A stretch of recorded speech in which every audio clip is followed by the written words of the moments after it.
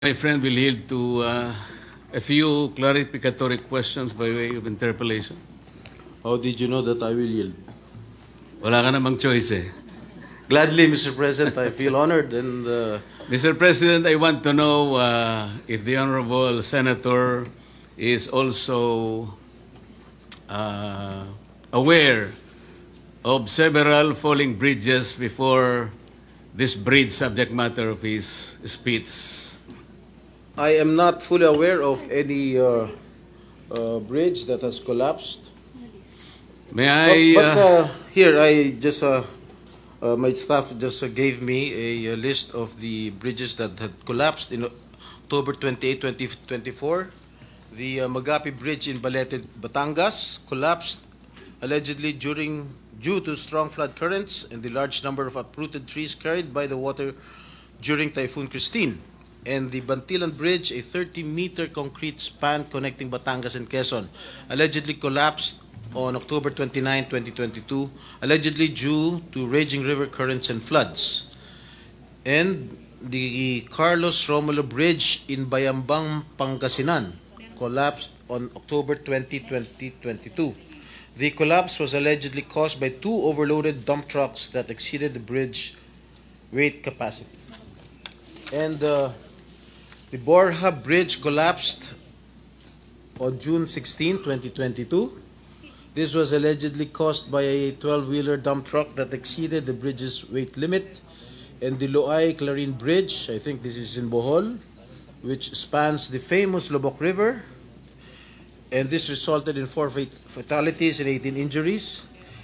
And the bridge under construction in Colafu, Magsaysay, Marilog District, Davao City, collapsed on February 18, 2022, while workers were filling its floor with fresh concrete.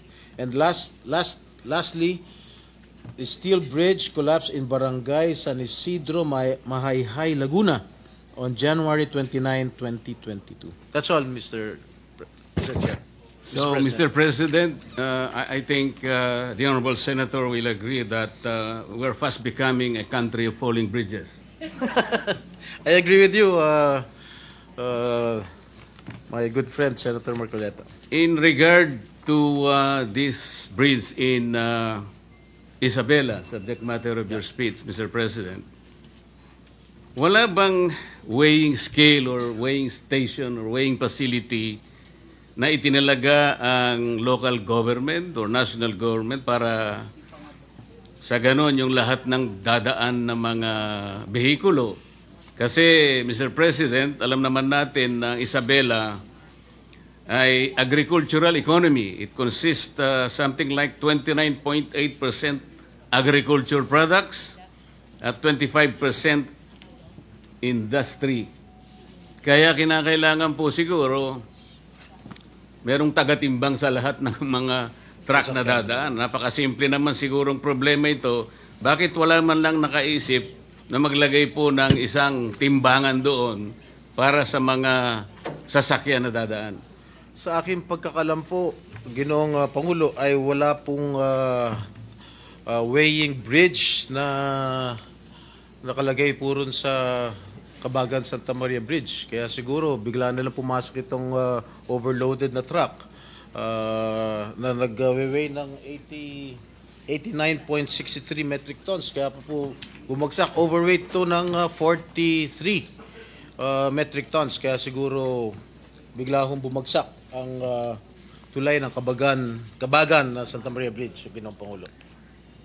Binanggit po ninyo sa inyong speech, Mr. President, Your Honor, na ang isa sa nakadidismaya matapos ito'y maimbestigahan sa pangunguna ng ating kasama, Senator Alan Peter Cayetano, ay nabahala po kayo na malinaw na may kawalan ng pananagutan mula sa mga taong responsable sa pagpapatupad ng proyektong ito. Tama po ba yung aking narinig? Tama po kayo, Ginoong Pangulo. Ibig bang sabihin po ay hindi natukoy ng investigasyon ng ating kasamahan ang mga responsabling tao na mayroong kasalanan dito sa bagay na ito? Ginoong Pangulo, ang sa pagkakalam ko, fact-finding lamang po ang ginawa ng Yun nga po. DPWH. Dahil at wala fact-finding, pong mga pangalan na binanggit. Ngayon, kung ako po itatanong ninyo kung sino-sino po ang magiging responsable, sasabihin ko po sa inyo kung sino-sino po itong mga ito. Salamat po, Mr. President, Your Honor, kasi po meron kayong binanggit dito na 2 assistant secretary ng DPWH sa panahon na ginagawa ang proyektong ito na nakatalaga sa Region 3 o Region 2 at 3 undersecretaries naman ang malinaw na meron ding control sa budget at supervision sa panahon na ito'y ginagawa. Tama po ba? Tama po kayo, Ginoong Pangulo. Para po malaman ng ating kapulungan, maaari po bang sabihin natin kung sino po itong mga taong tinutukoy po ninyo, Mr. President, Your Honor? Maraming salamat, Ginoong Pangulo. Nagtanong na rin po kayo kung sino-sino po itong mga tao. Hindi ko nabanggit sa aking privilege speech.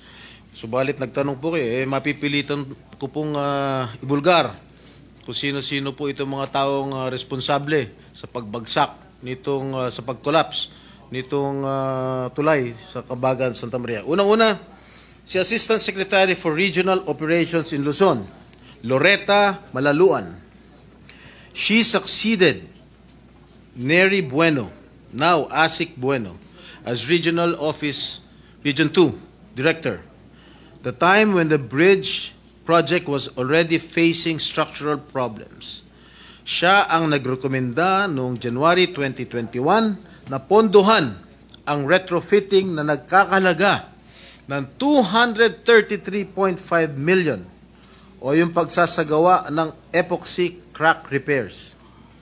In March 2022, she formally requested that the project be reclassified from a replacement to a retrofitting strengthening project given the persistent structural issues. Pangalawa po, Ginoong Pangulo, Assistant Secretary for Regional Operations in Visayas and Mindanao, Neri D. Bueno. Siya po, as then Regional Office 2 Director, Engineer Bueno was involved in the implementation of Phase 1 and Phase 2 of this project. In 2018, then Project Engineer Felipe Lingan began reporting early signs of possible bridge failure. Noong pa lang 2018, nakitaan na nitong si Mr. Lingan na medyo malapit na magkolapso o may failure, early signs of bridge failure. These warnings were either not acted upon or were not sufficiently addressed under Bueno's leadership, which became a notable concern in later investigations. Ginoong Pangulo, yung 3 pong nabanggit kong undersecretaries, napapangalanan ko rin ngayon. Ito po hanggang ngayon ay nanunungkulan pa rin bilang undersecretary ng DPWH. Unang-una, Undersecretary for Regional Operations in Luzon, Ginoong Eugenio Pipo Jr., siya po ang nangasiwa ng construction ng tulay nang sinimula ng pagpapagawa nito noong 2014 bilang NOI Assistant Secretary for Operations. It was under his watch that the early stages of construction proceeded even when structural issues began to surface. And in June 2018, the DPWH engineers identified critical defects after the concrete slab was poured at span 8. Masyado na technical to. Among the most alarming were sheared bolts and shifting columns, clear indicators of serious design and construction flaws. Yet, despite these warnings, construction continued with no decisive intervention from Pipo's office. His failure to halt the project or escalate the issue for re-evaluation allowed the risks to persist unaddressed. Pangalawang Undersecretary for Regional Operations in Visayas and Mindanao, Ginoong Ador G. Canlas.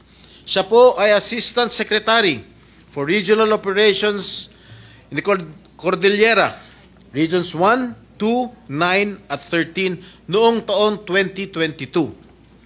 Retrofitting began in 2023 with 285 million allocated for structural strengthening, The engineering designs were completed and submitted, and multiple iterations of the as-staked plans were prepared by DPWH Region 2.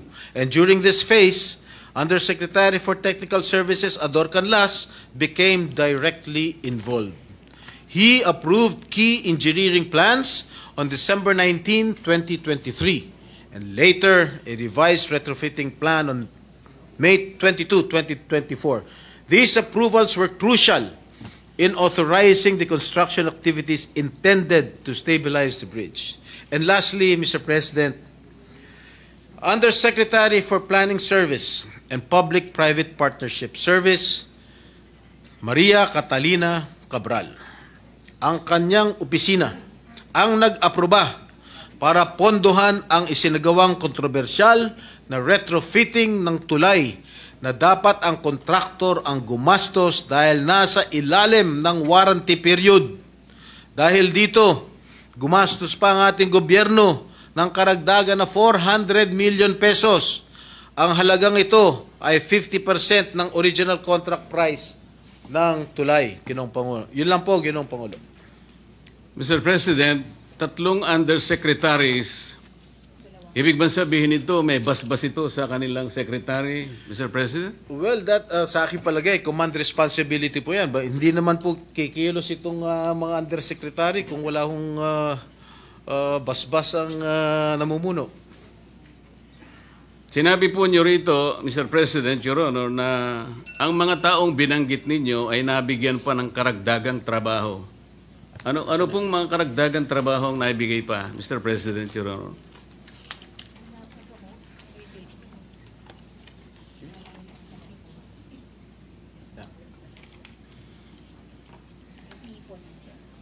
Habang binabasa po ninyo yan, karagdagan sigurong impormasyon, Mr. President, mayroon po akong nabasang isang briefing na dalawa po sa binanggit yung undersecretaries parang nagkaroon po ng pagbabago, atas ng panibagong katungkulan, nagmula mismo sa tanggapan ng DPWH. Tama po kaya yun? Tama po Mr. kayo, President, Your Honor? Tama po kayo, Ginoong Pangulo. Nasaan? At binanggit din po ninyo sa inyong speech, Mr. President, Your Honor, na tila kayo'y nagsususpecha at maring sila pinatutungkulan ng Pangulo nung sinabi niyang mahiya naman kayo. Ano po ang pinagbabatayan niyo rito? Malamang itong sinasabi ng ating Pangulo na pinatutungkulan ng ating Pangulo na mahiya naman kayo. Palagay ko, ito po yung mga opisyalis ng DPWH na kasangkot o kasabwat sa pagpapatayo nitong collapsed bridge na ito sa Isabela. Siguro po ang mas tamang isipin natin, ilan lang siguro sila sa pinatamaan ng Pangulo. Kasi nung sabihin ng Pangulo po ito, Mr. President, nakaharap po siya sa Kongreso eh. Napakarami pong contractor doon eh. Kayo po nakakalam nun dahil kayo po nanggaling sa House of Representatives. Hindi po, tinatanong ko po kayo kung kayo isang ayon na maaring mas marami ang pinatutungkulo ng Pangulo. At hindi lamang po bagsakan ng tulay ang pinag-uusapan doon. Mr. President, hindi po ako makakasagot niyan sapagkat hindi Bakit naman po hindi kayo makakasagot? Hindi po ako nanggaling ng tanong ko sa inyo. Sa House of Representatives. Kayo po nanggaling sa House of Representatives. Malamang kayo po nakakalam kung marami po ang pinatutungkulan ng ating Pangulo, Ginoong Pangulo. Talagang marami. Ako po, sinasabi ko sa inyo, marami pong kontraktor doon. Ang tanong ko lang kung kayo'y sumasang-ayon sa aking pananaw. Ay yes, sumasang-ayon po ako sa inyong pananaw. Ayun. Kung kayo po ay naniniwala, maniniwala rin po ako. Mr. President, Your Honor, di ba pangkaraniwan pagka meron po tayong itinatayong isang infrastructure, lalong-lalo na po yung mga vertical infrastructure, malimit po nating nakikita, nakatabi po yung meron pong parang banner yung, anong tawag doon? Yung COA. Merong billboard po ang COA. Billboard. Na kung saan nakalagay yung ilang mga detalye, pangalan ng proyekto. Minsan po pangalan po ng politiko nandun. Yung halaga ng proyekto, yung description hanggang saan, di ba? Yung contractor kung sino yun. Pero nananatili lang na isang billboard. At hindi naman nagkakaroon ng updated report ang COA kung ilan porsyento na halimbawa after a while ang natatapos. Nananatili lang isang billboard na akala mo nagbabantay sa project. Tama po kayo. Kaya ko po tinatanong ito, Mr. President, nangyari po ito sa Misamis Occidental. Nagtayo ng isang irregular na proyekto. Sa pondong-pondo pa lang, Mr. President, saan ka nakakita ng isang housing project ang pondo manggagaling sa DPWH? So, nung tanungin ko po yung auditor, sapagkat sila naman dapat nakabantay sa lahat ng proyekto, alam mo ba kako ito na nanggaling sa... Hindi po. Alam mo ba rin ba kako na yung titulo na pinagtayuan ng project na yan ay hindi pag-aari ng syudad? Hindi rin po. Wala ba kayo akong pakialam? Dahil kayo po ang security guard ng pera ng gobyerno. Nakikialam po. Kailan po kayo makikialam? Pagka po tapos na ang project. Akala ko baka ako ang COA ay merong preventive measures, action. Ibig mo sabihin ka ako pag natapos ang project, natapos na po talaga ang project, ngunit ang titulo po ay pag-aari ng mga pribadong mga mamamayan. Nang tanungin ko po siya, sino ang may-ari ng project? Wala pong maisagot. Ngayon po, itong ang inyong privilege speech, Mr. President, Your Honor, ay salamin lamang ng isang napakalaking anomalya na nagaganap sa ating bansa. At salamat po sapagkat kahit na ito po ay isa lamang sa mga bagay na maaaring makapagbigay po ng alalahanin sa ating mga mamayan sapagkat ito ay pera ng bayan, lalong-lalo na po yung binabanggit ninyong mga opisyal ng pamahalaan na parang kasangkot pa sa mga pangyayaring ito, na maaaring ang pwesto po nila ay nagpalipat-lipat sa ilang mga lugar sapagkat ito pong mga listahan ng mga bumagsak na tulay. Kung makikita po nyo yung tatlo sa binanggit nyo, sa Luzon po eh. Sa Makatwid po, ulit-ulit po ito. Parang napakasama pong pagsasalamin. Kagaya po ng ginawa ninyo, sabi nyo, ito pa naman ay isang symbol of strength and connectivity. Parang nasira po yung simbolo na yun, Mr. President, Your Honor. Ano po ang iniisip po ninyong gawin, Mr. President, Your Honor?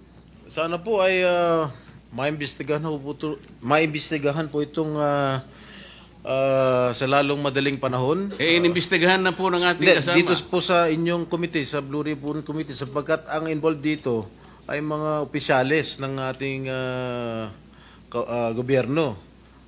Lalong-lalo po sa, of course, sa DPWH. At masagot ko lang po yung inyong katanungan kanina dun sa mga undersecretaries na nabigyan pa ng karagdagang trabaho kung kumari lang po, Ginoong Pangulo.